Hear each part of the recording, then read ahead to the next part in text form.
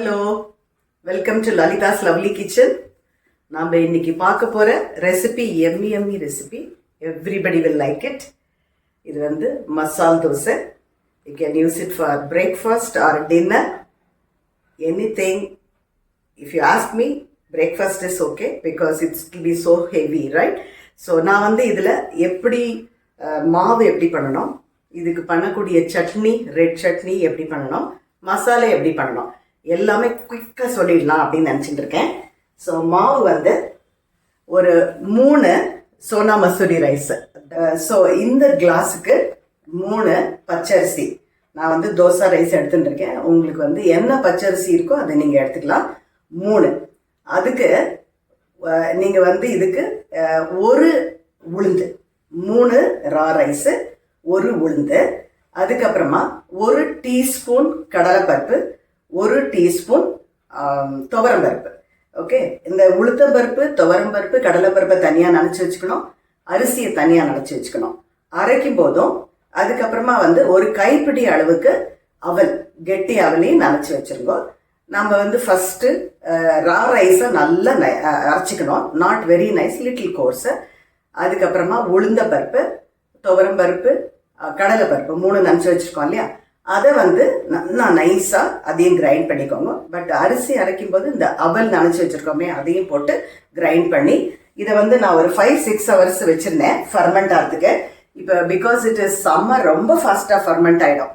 If it is winter maybe little longer, you need to give time. இப்போ பாருங்கள், இது நல்ல ஃபர்மெண்ட் ஆகி வந்தாச்சு. இந்த மாவு இஸ் ரெடி.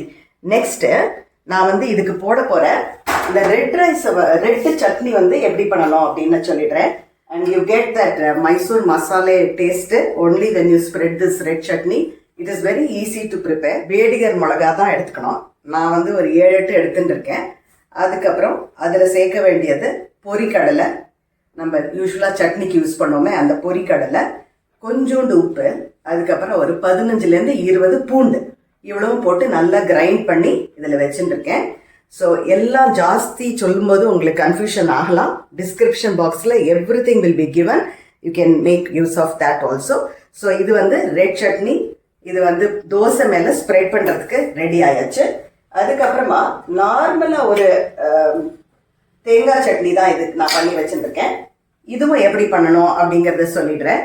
ஒரு அரைமுடி தேங்காய், அதுக்கு 2 சின்ன வெங்காயம், 2 பூண்டு பல், அதுக்கப்புறமா பொரிக்கடலை, கொஞ்சம் உப்பு, அவ்வளோதான். இது போட்டு நல்லா கிரைண்ட் பண்ணி எடுத்துட்டு அது மேலாக நான் அது கடைசியில் எடுக்க போகிறதுக்கு முன்னாடி கொஞ்சம் கொத்தமல்லி, கொஞ்சோண்டு புதினா போட்டு நல்லா கிரைண்ட் பண்ணி எடுத்துட்டேன்.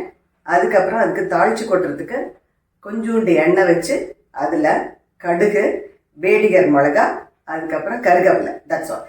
இதையும் நல்லா தாளித்து கொட்டி வச்சுட்டா பார்க்கும்போதே நம்மளுக்கு இப்பயே சாப்பிட மாட்டோமா அப்படின்னு தோணும் இல்லையா? So this coconut chutney is also ready. Now it is time for us to start with the masala which is very very important for this dosa. Come let's see. Okay, இப்போ இந்த மசாலே பண்ணுறதுக்கு கொஞ்சோண்டு ஒரு 2 டீஸ்பூன்னு எண்ணெய் விட்டுருக்கேன். ஜாஸ்தி விட வேண்டாம், ஏன்னா நம்ம திருப்பியும் தோசையிலலாம் வெண்ணெயெல்லாம் சேர்க்க போகிறோம், ரொம்ப கேலரிஸ் ஆட் ஆகிடும். ஸோ இதில் வந்து கடுகு சேர்த்துக்கலாம். கடுகு வெடிச்சதுக்கு அப்புறமா மஞ்சப்பொடி சேர்க்கலாம். இந்த சமயத்தில் 2 பச்சை மிளகா கீசி வச்சுருக்கேன். ரொம்ப உரப்பாக பண்ணல, because it is summer, I don't want too hot also. So 2 பச்சை மிளகா கீசி வச்சுருந்தேன், ஸோ தட் அது இல்லாட்டா வெடிக்கும். அதுக்கப்புறம் இந்த அளவுக்கு இஞ்சியை நல்லா துருவி வச்சுருந்தேன். ஸோ இதெல்லாம் கொஞ்சம் துருவி போடுறதுக்கு வாயில் கிடைக்காது, நல்லா அதில் பைண்ட் ஆகிடும் நம்ம பண்ண போகிற அந்த மசாலையில். அதுக்கப்புறம் இதுக்கு போட வேண்டியது 2 கருவேப்பிலை. கருவேப்பிலையும் இதில் போட்டாச்சு. அதுக்கப்புறமா நான் வந்து ஒரு கேப்சிகம் வந்து 1 கொஞ்சம் மீடியம் சைஸில் எடுத்துட்டேன். ஸோ அதையும் அது கூட சேர்த்துடலாம். கேப்சிகம் கொஞ்சம் வதங்கட்டும். இதுக்கு உங்களுக்கு வேணும்னா கொஞ்சம் இந்த மூடியால் கொஞ்சம் மூடி வைக்கலாம், கொஞ்சம் ஃபாஸ்ட்டாக இருக்கும், அவ்வளோதான். ஸோ கேப்சிகம் வந்தப்புறம் அது கூட ஆனியனையும் சேர்க்கலாம். கேப்சிகம் கொஞ்சம் வதங்கியாச்சு. நான் இப்போ வந்து ஆனியன் வந்து 2 மீடியம் சைஸில் 2 ஆனியனை எல்லாம் நீள வாட்டில் கட் பண்ணிட்டுருக்கேன். கேப்சிகமும் நீள வாட்டில் கட் பண்ணிட்டுருக்கேன். இந்த சமயத்தில் கொஞ்சோண்டு ஹிங்கு, பெருங்காயம் துளியோண்டு அதில் ஆட் பண்ணிடலாம். இதெல்லாம் நம்ம நிறைய பொட்டேட்டோவை சேர்க்கறதுனால, பொட்டேட்டோ நம்ம சாப்பிட்றதுனால this will be always better. இஞ்சி நிறைய போட்டலாம். அதே மாதிரி இந்த பெருங்காயம்லாம் நல்ல ஹெல்ப் பண்ணும். So it will not affect your dummy. இதை கொஞ்சம் மூடி வச்சுட்டு வேகட்டும். ஸோ இப்போ வந்து கேப்சிகம் அப்புறம் வெங்காயமும் ஓரளவுக்கு வதங்கியாச்சு. இந்த சமயத்தில் நம்ம இதுக்கு தேவையான உப்பு இதில் ஆட் பண்ணலாம். உப்பு போட்டு ஒரு 2 minutes வதங்கினதுக்கப்புறம் நம்ம இப்போ அந்த ஒரு 5 பெரிய சைஸில் 5 உருளைக்கிழங்கு நான் வந்து நல்லா வெந்து முறித்து ஸ்மாஷ் பண்ணி ஆல்ரெடி வச்சுட்டுருக்கேன். ஸோ அதில் போட்டு நம்ம இப்போ மிக்ஸ் பண்ண வேண்டியதுதான். இது கொஞ்சம் வதங்கினதுக்கப்புறமா we can add இதையும் ஆட் பண்ணதுக்கப்புறம் மேலாக நம்ம வந்து கொஞ்சம் கொத்தமல்லி மட்டும் போடணும். இப்பயே கொஞ்சம் புதினாவை அதோட ஆட் பண்ணிடுறேன். ஸோ தட் அந்த ஸ்மெல் வந்து ரொம்ப சூப்பராக இருக்கும். ஆல்ரெடி நம்ம கருவேப்பிலை போட்டாச்சு, இப்போ புதினாவையும் ஆட் பண்ணியிருக்கேன். ஸோ இங்கே வந்து உருளைக்கிழங்கையும் அதோடு சேர்த்து ஆட் பண்ணிட்டேன். நல்லா ஸ்மாஷ் ஆகிடுது, எல்லாம் சேர்ந்து ஒட்டுக்க ஸ்மாஷ் ஆயாச்சு. இதுக்கு வந்து வேணும்னா கொஞ்சோண்டு தண்ணி ஆட் பண்ணிக்கலாம். So according to me this consistency is good. அப்போ தான் நம்ம தோசையில் வைக்கும்போது தோசை சாகி ஆகாது. ஸோ இப்போ வந்து கிழங்கு ரெடி ஆகிடுது, மசாலா ரெடி ஆயாச்சு. இப்போ வந்து நம்ம தோசை எப்படி பண்ணலாம் அப்படிங்கிறத பார்க்கலாம். கல் காஞ்சிருக்கான்னு செக் பண்ணிவிட்டு நம்ம இதில் ஃபஸ்ட்டு தோசை மாவை அதில் ஸ்ப்ரெட் பண்ணலாம். பண்ணும்போது make sure you make it very thin. ஏன்னா இதை நம்ம திருப்பி போட மாட்டோம். ஸோ இப்போ இந்த மாதிரி ரெடி ஆகிறது கொஞ்சமாக எண்ணெய் போட்டுக்கலாம். அதுக்கப்புறமா இதில் இந்த ரெட் சட்னியை மேலாக ஸ்ப்ரெட் பண்ணணும். அதுக்கு இதில் இது கொஞ்சம் கூட தோசை வேகணும். ஓகே, அந்த கிறிஸ்பி ஆகிற டைமில் நம்ம இதை போட்டால் தான் you will get a crispy dosa. இல்லைன்னா அது ரொம்ப சாகி ஆகிடும். அதுக்கப்புறமா இந்த மாதிரி லைட்டாக ஸ்ப்ரெட் பண்ணிடணும்.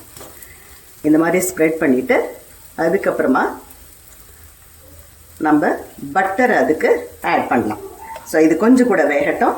Then it's time to spread the butter.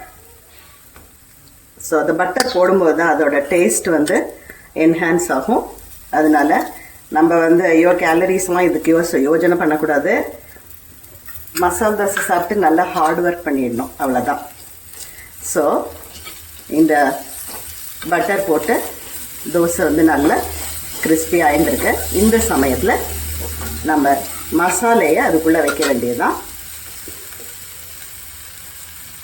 அதுக்குள்ளே வச்சுட்டு இதை க்ளீனாக வச்சுட்டு just make it flip once.